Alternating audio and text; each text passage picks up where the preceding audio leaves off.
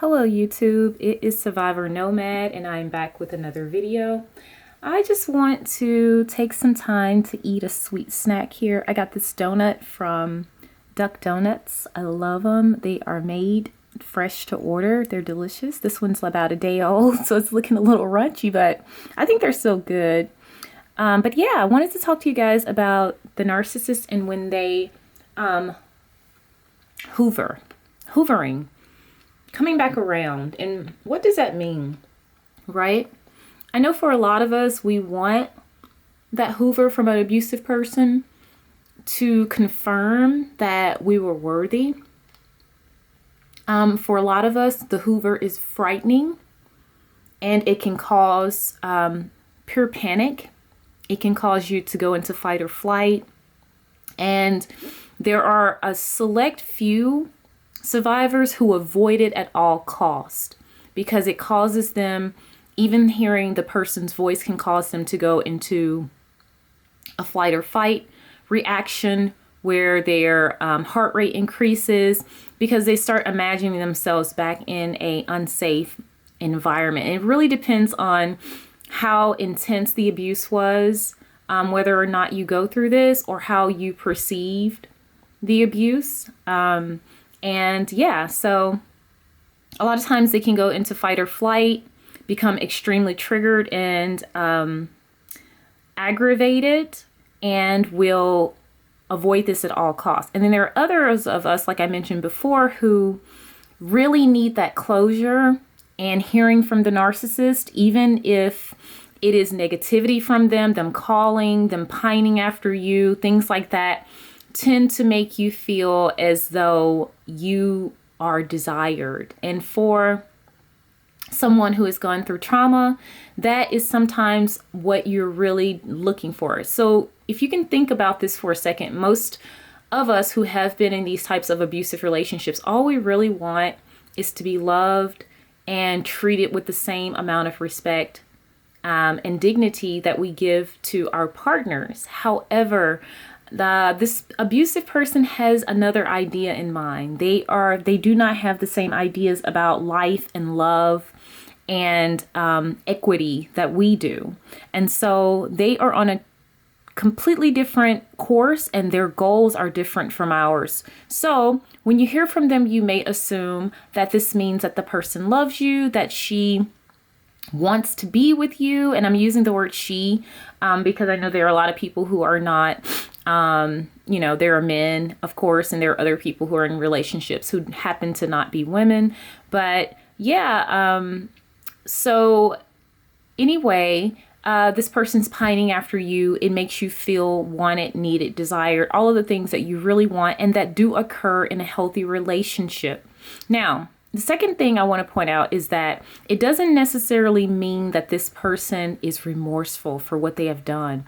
Oftentimes, this person will contact you and it's just to get more fuel. It's just to know, it's to stroke their ego. It's for them, is what I'm getting at. It is to let them feel that you still want them. It is to get any kind of fuel from you, whether that be negative or positive. A lot of times they do want to come and just upset you. For example, let's say you've moved on with your life. Okay, oftentimes you will be discarded. And in the event that you are discarded by this person in the most unloving and uncaring way, they tell you they don't want to be with you anymore, blah, blah, blah, for whatever reason, or you find out something or you discover something, you confront them and they break up with you. Okay, so you move on. Your life is great. You're, a couple of months out, you're healing, you're getting better, you're starting to make new friends, maybe even meeting other people that you may or may not be interested in, but life is good. Let's just say it's good. And this person either sees something on your social media, and a lot of times I believe that we are energetically connected with these individuals and they can sense when you have moved on. They can feel it. Sometimes they can be very, very, let's just say violent when it comes to And when I speak of violence, I'm speaking of violating you in terms of when it comes to your privacy. So they will be stalking you on social media, using accounts that you don't know of, using Google numbers, whatever they can do to reach out to you and get contact with you, they will do that. And so they're watching you the entire time. A lot of times they're assuming that they were the best thing since sliced bread for you, and that right now you're somewhere in a deep, dark hole, on the verge of suicide. I hope this isn't triggering for anyone, but I actually had someone from my past to tell me, okay, well, we'll see when you're suicidal how you feel. Like, this is a great desire for many of them, is that you get to the end of your ropes where you're in such a dark place that you don't even want to live anymore. Now, for me, of course, that was the last thing on my mind, but whatever made this person feel better, I was like, okay, whatever, and I moved on. So the person comes back and they are pining after you now. They're saying whatever. They are love bombing you. Oh, I miss you. I this, I that. The one thing that you can do to tell if this person has actually changed, and generally they have not, it is see if that person's willing to be held accountable. So you may hear something like, yeah, we both made mistakes.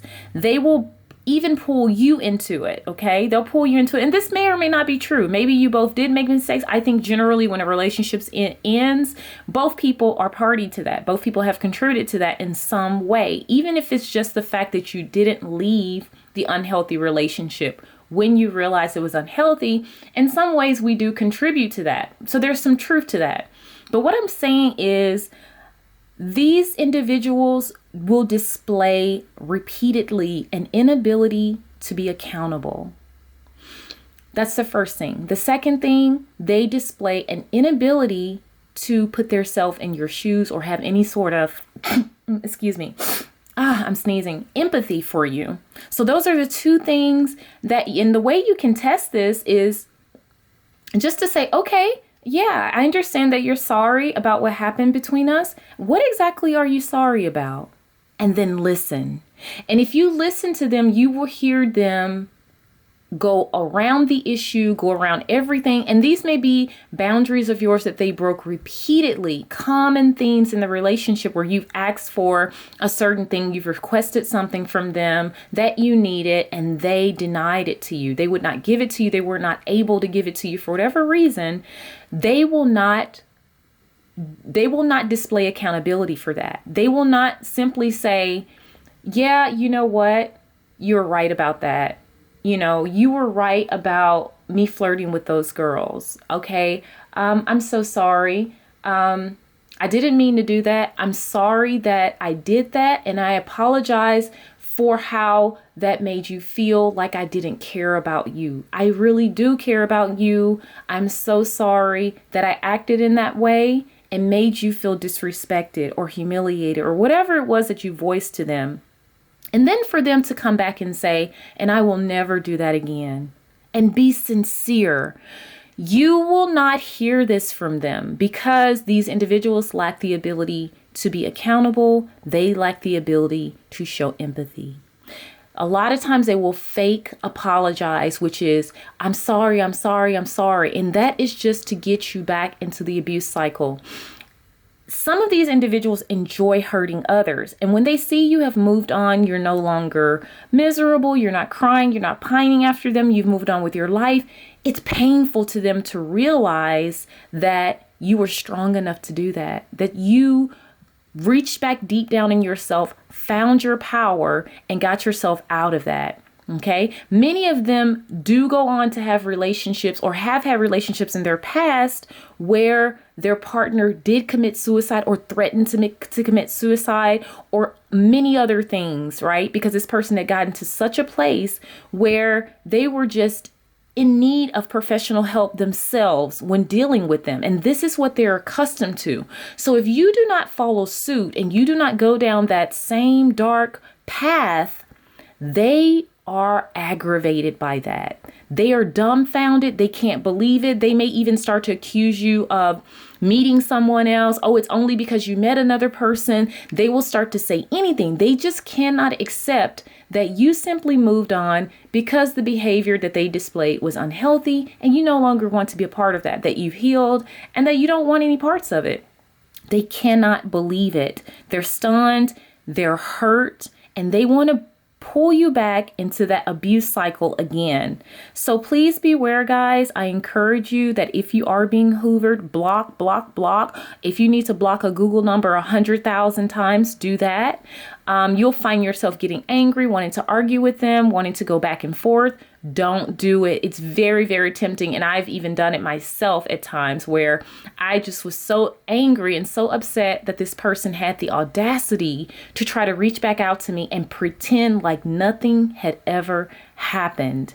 Like they didn't hurt me, like I didn't waste my time and energy trying to give them the benefit of doubt, like I hadn't forgiven them before, like I had not put any energy, love, time, any of those things, any of those investments that we all do in relationships into them, and just act like nothing had happened, like my feelings did not matter.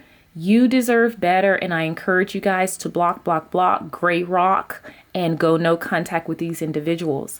Unless this person shows the ability, 1, to be accountable, 2, to show empathy, and 3, to give a sincere apology. Block, block, block, and block, and keep moving with your life.